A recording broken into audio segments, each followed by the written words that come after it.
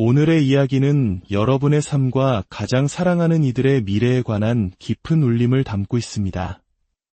우리의 선택이 어떻게 가족의 영원한 운명을 결정짓게 되는지에 대한 진지한 성찰의 시간이 될 것입니다. 본격적인 이야기에 앞서 잠시 여러분의 마음을 구하고 싶습니다. 만일 오늘 이 메시지가 여러분의 마음에 와 닿는다면 이 은혜로운 말씀을 소중한 분들과 함께 나누어 주십시오. 구독과 좋아요를 통해 채널을 응원해 주시는 것은 저희에게 큰 힘이 되며 여러분이 생명을 살리는 귀한 이야기들을 놓치지 않도록 돕습니다. 여러분이 말씀을 듣는 이 시간, 하나님의 크신 은혜가 함께 하시기를 기도합니다. 여러분, 만약 여러분의 선택이 여러분 자신뿐만 아니라 여러분의 자녀와 손주, 그리고 다음 세대의 영원한 미래를 바꿀 수 있다면 어떤 길을 택하시겠습니까? 오늘 우리는 부모로서 또한 조부모로서 반드시 귀 기울여야 할 중대한 메시지를 나누고자 합니다. 때로 천국과 지옥의 실제는 우리의 선택이라는 아슬아슬한 균형 위에 놓여 있습니다. 그리고 그 선택이 바로 우리 가족의 영원한 운명을 빚어나갑니다. 성경은 우리에게 사랑하는 자녀, 이 작은 아이 하나를 죄의 길로 이끄는 것은 차라리 내 눈 하나를 잃거나 손 하나를 잃는 것보다 더 나쁘다고 엄중히 경고합니다. 하지만 좋은 소식이 있습니다.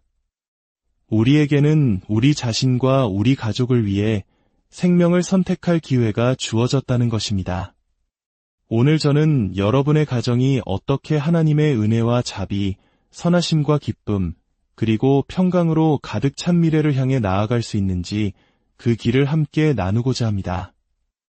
주님께서 오늘 이 시간을 통해 여러분 각자의 마음을 깊이 만져주시리라 믿습니다. 마태복음 18장에서 예수님의 제자들이 나아와 묻습니다. 천국에서는 누가 가장 큰 자입니까?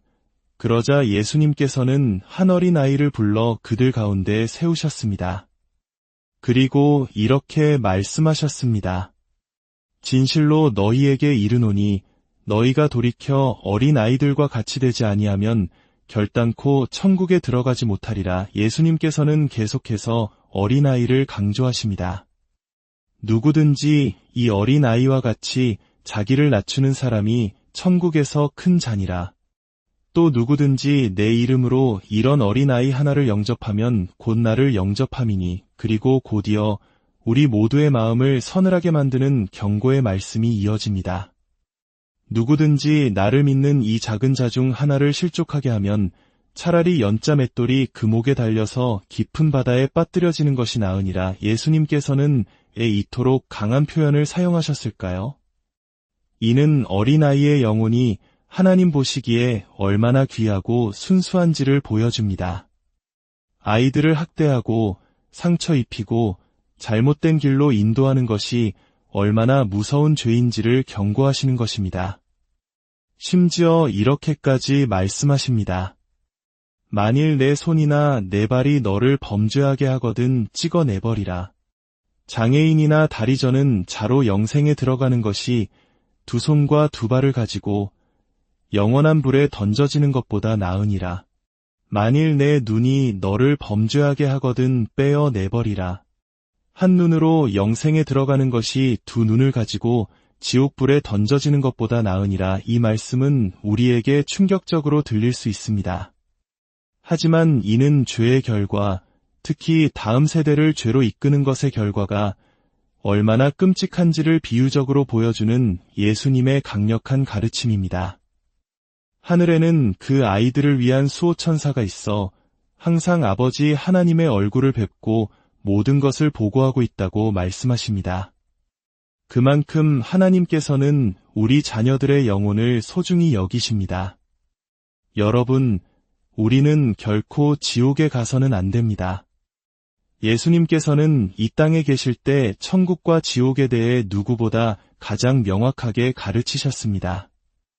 누가복음 16장에는 우리의 영원한 운명에 대한 너무나도 생생한 이야기가 나옵니다.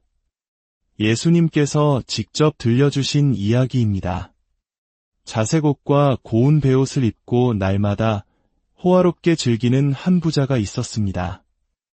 그의 대문 앞에는 온몸에 상처투성이인 나사로라 이름하는 한 거지가 버려진 채 누워 있었습니다. 그는 부자의 상에서 떨어지는 부스러기로 배를 채우려 했고 심지어 개들이 와서 그의 상처를 핥았습니다. 이윽고 거지는 죽어 천사들에게 받들려 아브라함의 품, 즉 낙원으로 갔습니다. 부자도 죽어 장사되었습니다.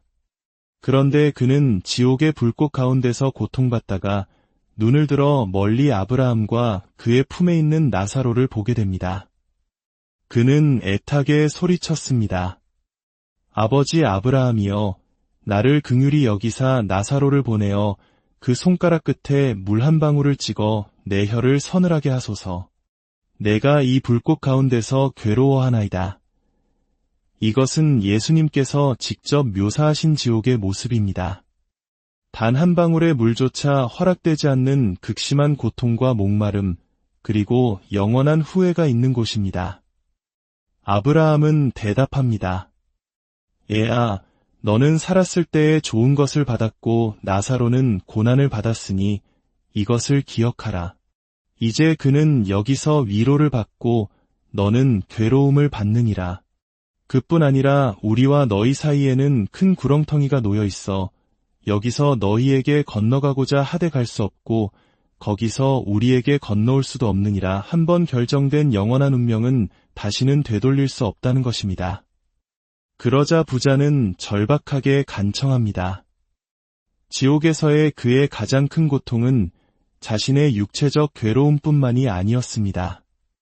바로 이 땅에 남겨진 가족에 대한 걱정이었습니다. 그러면 아버지여, 구하노니 나사로를 내 아버지의 집에 보내소서. 내게 형제 5이 있으니 그들에게 증언하게 하여 그들로 이 고통받는 곳에 오지 않게 하소서. 지옥에 있는 한 남자가 자신의 가족만큼은 이 끔찍한 곳에 오지 않기를 애원하고 있는 것입니다. 그러나 아브라함은 말합니다. 그들에게는 모세와 선지자들이 있으니 그들에게 들을지니라. 즉 하나님의 말씀인 성경이 이미 주어졌다는 것입니다. 부자가 다시 간청합니다. 아닙니다. 아버지 아브라함이여. 만일 죽은 자에게서 그들에게 가는 자가 있으면 회개하리이다. 하지만 대답은 단호했습니다. 모세와 선지자들에게 듣지 아니하면 비록 죽은 자 가운데서 살아나는 자가 있을지라도 권함을 받지 아니하리라. 이 이야기는 우리에게 중요한 진리를 가르쳐 줍니다. 나사로가 가난했기 때문에 천국에 간 것이 아니며 부자가 부유했기 때문에 지옥에 간 것이 아닙니다. 나사로는 이 땅에서 비록 고통 속에 살았지만 하나님을 사랑하고 섬기는 삶을 살았기에 천국으로 인도된 것입니다. 우리가 천국에 가는 유일한 길은 우리의 행위나 소유가 아니라 오직 예수 그리스도를 통한 하나님의 은혜뿐입니다. 성경의 예언들은 놀랍도록 정확하게 성취되어 왔습니다.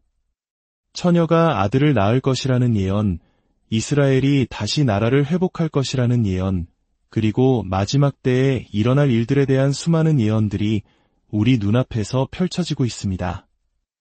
이 모든 예언의 말씀을 주신 바로 그 예수님께서 이 땅의 삶 이후에는 천국과 지옥에서의 영원한 삶이 있으며 그 선택은 우리에게 달려있다고 분명히 말씀하셨습니다. 하지만 여러분, 저는 오늘 지옥에 가는 것보다 더 끔찍한 것이 있다고 말씀드리고 싶습니다. 그것은 바로 나의 잘못된 선택과 삶의 방식으로 인해 내 사랑하는 가족들이 나를 따라 지옥으로 가는 것을 지켜보는 것입니다. 내 자녀들이 나의 불신앙의 발자국을 그대로 따라 걷는 것, 그것보다 더 비참한 일은 없을 것입니다. 요한계시록 20장은 마지막 심판의 날을 그리고 있습니다. 크고 흰 보좌, 즉 백보좌와 그 위에 앉으신 이 앞에 죽은 자들이 큰 자나 작은 자나 할 것 없이 모두 서 있습니다. 그리고 책들이 펴 있고 또 다른 책이 펴졌으니 곧 생명책입니다. 죽은 자들이 자기 행위를 따라 책들에 기록된 대로 심판을 받습니다. 그리고 누구든지 생명책에 기록되지 못한 자는 불못, 즉 지옥에 던져진다고 기록되어 있습니다. 하지만 하나님의 은혜로 저와 제 가족은 그 끔찍한 심판의 자리에 서지 않을 것입니다. 왜냐하면 우리는 이 땅에서 이미 예수 그리스도를 나의 구주로 영접하고 그분의 십자가 보혈로 모든 죄를 용서받았기 때문입니다. 모든 무릎이 예수 앞에 꿇고 모든 입이 그를 주로 시인할 그날, 우리는 이미 나와 내 집은 오직 주님만을 섬기겠노라 고백하며 주님의 편에 섰습니다. 할렐루야! 저는 제 가족을 지옥으로 인도하지 않을 것입니다. 저는 그들을 천국으로 인도할 것입니다. 우리는 천국에 가기를 진정으로 소망해야 합니다. 요한계시록 21장은 우리가 가게 될 천국의 모습을 이렇게 묘사합니다. 하나님께서 그들의 눈에서 모든 눈물을 닦아주시니 다시는 사망이 없고 애통하는 것이나 곡하는 것이나 아픈 것이 다시 있지 아니하리니 처음 것들이 다 지나갔음이러라. 보좌에 앉으신 이가 이르시되 보라 내가 만물을 새롭게 하노라. 잠시 저와 함께 상상해 보십시오. 천국에는 더 이상 전쟁도 죽음도 슬픔도 없을 것입니다. 장례식장도 경찰서도 없을 것입니다. 우울증도 자살도 심지어 우리를 지치게 하는 정치도 없을 것입니다. 만왕의 왕이신 예수님께서 친히 다스리실 것이기 때문입니다. 거짓말도 속임수도 공허함도 외로움도 없을 것입니다. 마음 아픈 일도 눈물도 고뇌도 슬픔도 없을 것입니다.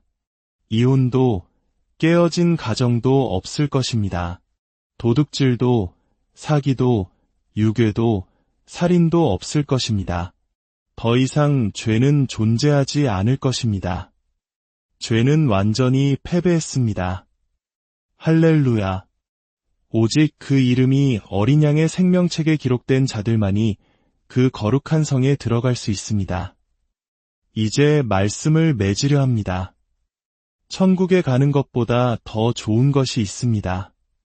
그 아름다운 천국보다 더 가슴 벅찬 순간이 있습니다. 그것은 바로 그곳에서 내 사랑하는 가족들을 만나는 것입니다. 그리고 그들이 그곳에 올 수 있었던 이유가 바로 내가 예수님을 따르며 남겨놓은 믿음의 발자국을 그들이 따라왔기 때문이라는 사실을 알게 되는 순간입니다.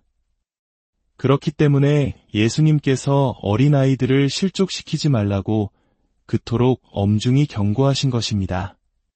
우리의 자녀들이 우리의 발자국을 따라 성경으로, 기도의 제단으로, 하나님의 말씀으로, 그리고 하나님의 집인 교회로 나아오도록 이끌어야 합니다. 때로는 우리의 연약함과 실패를 통해서도 자녀들은 배웁니다. 완벽하지 않지만 실수하고 넘어져도 다시 회개하고 주님께로 나아가는 부모의 모습을 통해 그들은 살아계신 하나님의 은혜를 배우게 됩니다. 신명기 30장은 우리에게 이렇게 선포합니다. 내가 오늘 하늘과 땅을 불러 너희에게 증거를 삼노라. 내가 생명과 죽음 그리고 복과 저주를 내 앞에 두었은즉 너와 내 자손이 살기 위하여 생명을 택하라. 놀랍지 않습니까? 하나님께서는 우리가 생명을 선택할 때 그 축복이 너와 내 자손에게 임할 것이라고 약속하십니다. 당신의 발걸음은 지금 천국 혹은 지옥으로 향하는 발자국을 남기고 있습니다. 지옥보다 끔찍한 것은 가족을 그곳으로 데려가는 것이고 천국보다 좋은 것은 가족을 그곳으로 데려가는 것입니다. 사탄은 어떻게든 가정을 무너뜨리려 공격합니다. 그러나 하나님은 신실하십니다. 폭풍우와 같은 시간을 지날 때에도 주님은 우리 가정을 붙드시고 도우실 수 있습니다. 이제 당신 앞에 놓인 선택의 시간입니다. 당신의 발자국은 어디를 향하고 있습니까? 이 기도를 함께 따라하며 생명을 선택하시기 바랍니다. 주 예수님, 저는 예수님께서 하나님의 의로우신 아들이심을 믿습니다.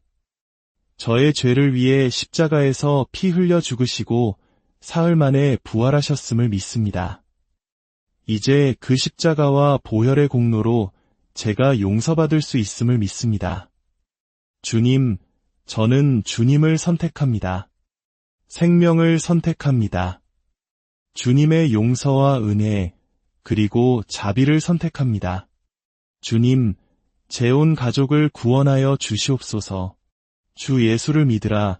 그리하면 너와 내 집이 구원을 받으리라 약속하신 말씀을 믿고 우리 가정이 모두 주님 안에서 구원받게 하옵소서. 예수님의 이름으로 기도합니다. 아멘. 이 기도를 드리신 여러분을 하나님의 가족이 되신 것을 진심으로 환영합니다. 이것은 당신의 인생에서 가장 위대한 결정입니다. 주님께서 당신을 축복하시고 지키시기를 원하며 그의 얼굴을 당신에게 비추사 은혜 베푸시기를 원하며 그 얼굴을 당신에게로 향하여 드사 당신과 당신의 가정에 평강 주시기를 예수님의 이름으로